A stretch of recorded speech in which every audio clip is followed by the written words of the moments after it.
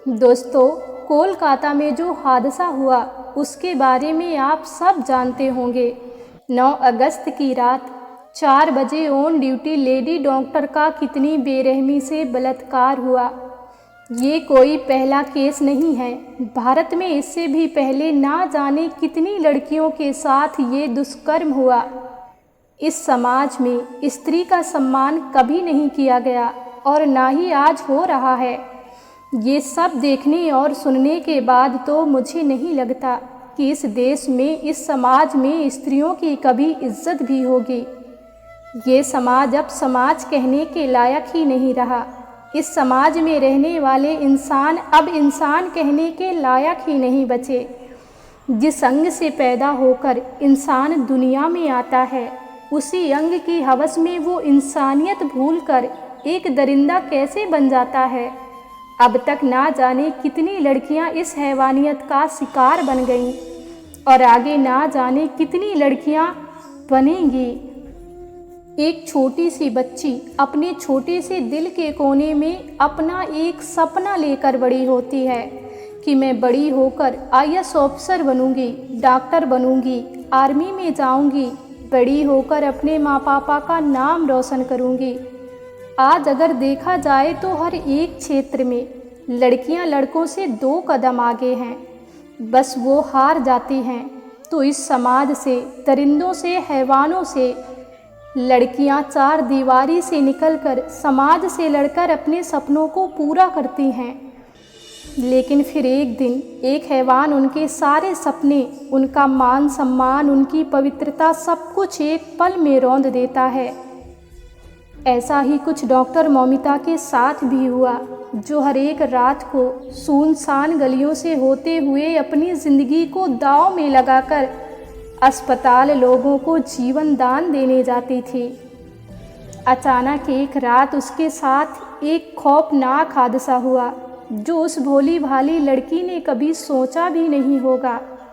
8 अगस्त रात 11 बजे उसकी माँ का कॉल आता है। माँ पूछती है, बेटा सब खैरियत तो है ना, और बेटा खाना खाया कि नहीं। तब मौमिता अपनी माँ से कहती है, माँ मैं अभी थोड़ा सा बिजी हूँ, आपसे थोड़ी देर बाद बात करती हूँ।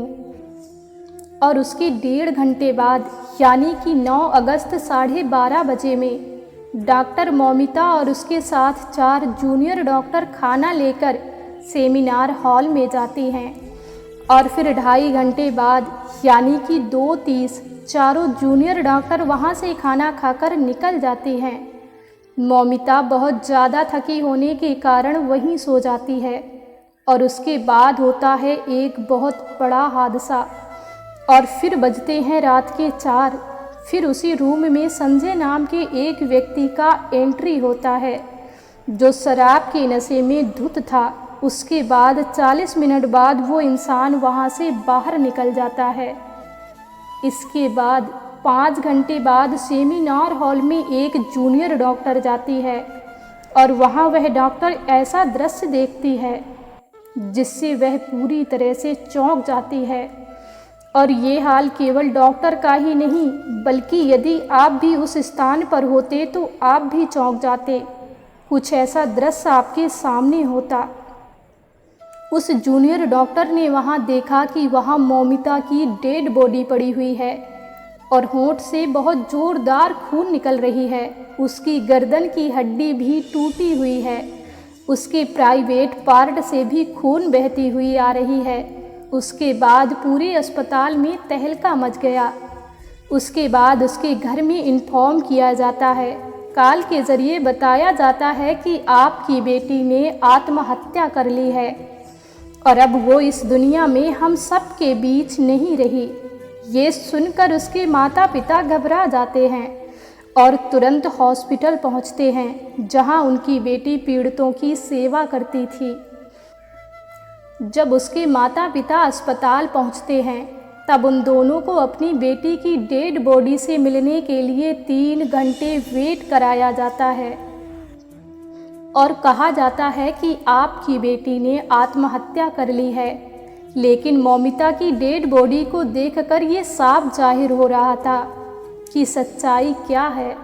जब सच्चाई सबके सामने आने लगी तो अस्पताल के प्रिंसिपल संदीप घोष ने इस हादसे को सुसाइड का नाम देकर रफा दफा करने की कोशिश की और जितने भी लोगों ने इस हादसे को दुनिया के सामने लाने की कोशिश की उनके ऊपर दबाव बनाया जाने लगा। दोस्तों, हद तो तब पार हो गई जब बॉडी का पोस्टमार्टम करने के बाद डॉक्टर का ये बयान आता है कि ये काम केवल संजय रॉय ने नहीं बल्कि कई लोगों ने मिलकर किया है। और सुनने में आया है कि इससे भी पहले उस अस्पताल में कई ऐसे हादसे हुए हैं लेकिन उन्हें दबा दिया जाता रहा है।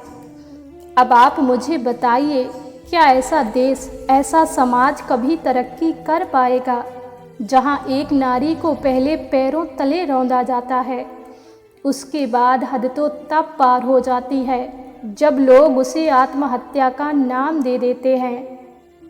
अगर लड़की होना गुनाह हो गया तो ज़रा ध्यान से सोचना कि हर माता पिता एक बच्ची को जन्म देने से डरेगा, इस डर से कि कहीं हमारी बेटी भी दरिंदों का शिकार ना हो जाए।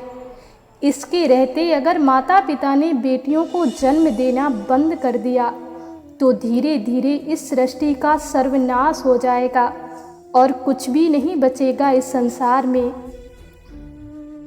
और अंत में मैं बस इतना ही कहना चाहती हूँ कि हर एक लड़की का सम्मान करिए, आपकी माँ बहन की तरह।